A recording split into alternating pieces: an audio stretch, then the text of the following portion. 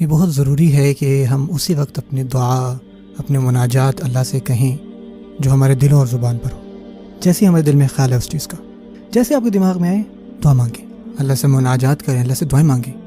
کیا پتہ کہ کس وقت دعا جو ہے وہ قبول ہو جائے. آپ کو پتہ ہے یہ دعا جب ہم اللہ تعالیٰ کو پکارتے ہیں ہماری سب کی ضروریات ہیں.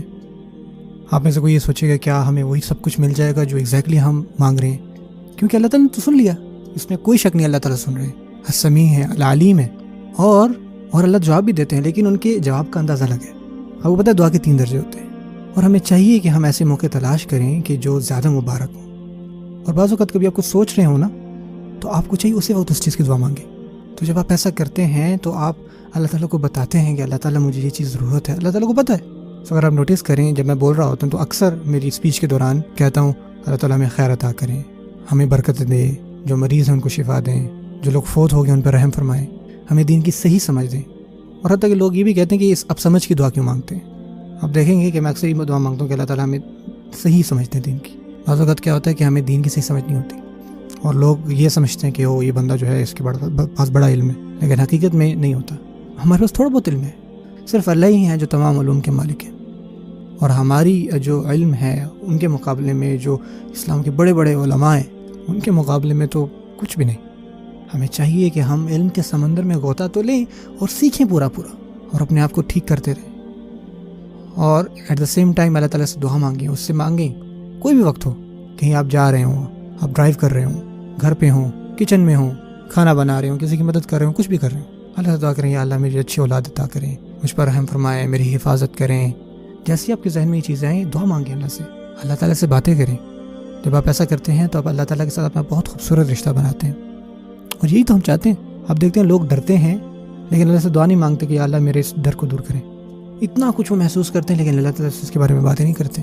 لوگ غربت سے ڈرتے ہیں لیکن اللہ سے دعا نہیں کرتے کہ اللہ ہمیں غربت سے بچا. لوگ دوسروں کی طرف دیکھتے ہیں جو معذور ہیں یا بیمار ہیں یا ان کے ساتھ کوئی مسئلہ ہے اور یہ بھول جاتے ہیں اور یہ سوچتے ہی نہیں ہیں اور اللہ سے دعا نہیں مانگتے کہ اللہ، اور اسی وقت دعا مانگنی چاہیے کہ اللہ مجھ پر رحم فرمائیں، مجھ میں کوئی مسئلے ہیں تو دور کریں، مجھ میں کوئی بیماری ہے تو شفا دیں اس سے، اور اللہ تعالیٰ کا اس صحت پہ شکریہ ادا کریں. یہی وہ الفاظ ہیں جو ہمیں واقعی چاہیے. ہم بس سوچتے ہیں اور اللہ سے بات نہیں کرتے. تو یہی نصیحت میں آپ کو کروں گا، اور میرا جتنا بھی قرآن کے ساتھ سفر رہا ہے اس کے ایکسپیرینس سے میں آپ کو بتا رہا ہوں کہ الحمدللہ میں نے یہ سیکھا ہے کہ اللہ تعالیٰ نے کتنی پچھلی قوموں کی انبیاء کی دعائیں ریکارڈ کی ہوئی ہیں قرآن میں. حتیٰ کہ آپ صلی اللہ علیہ وسلم نے بھی کچھ ریکمینڈڈ دعائیں بتائیں جو کہ مانگنی چاہیے، اور اللہ تعالیٰ خود آپ صلی اللہ علیہ وسلم کو فرما رہے ہیں کہ یہ دعائیں کریں. کچھ خاص دعائیں قرآن مجید میں اس طرح کی دعائیں بھری پڑی ہیں. ربنا علیک توکلنا والیک انبنا والیک المصیر، اور اس طرح ربنا ظلمنا انفسنا، اس طرح کی بہت ساری ربنا، بہت ساری دعائیں اس طرح کہ اللہ میں آپ سے یہ مانگ رہا ہوں، مجھے اس سے حفاظت کریں، مجھے یہ چیز عطا کریں. تو ہم کیوں نہ اسے سیکھیں کہ ہماری پوری باتوں میں ہم صرف کچھ ربنا کی دوری پر ہیں. اللہ سے دعا کریں اللہ ہمیں یہ عطا کریں، ہمیں یہ عطا کریں، اے ارحم الراحمین ہماری مدد کریں، ہم پر رحم فرمائیں.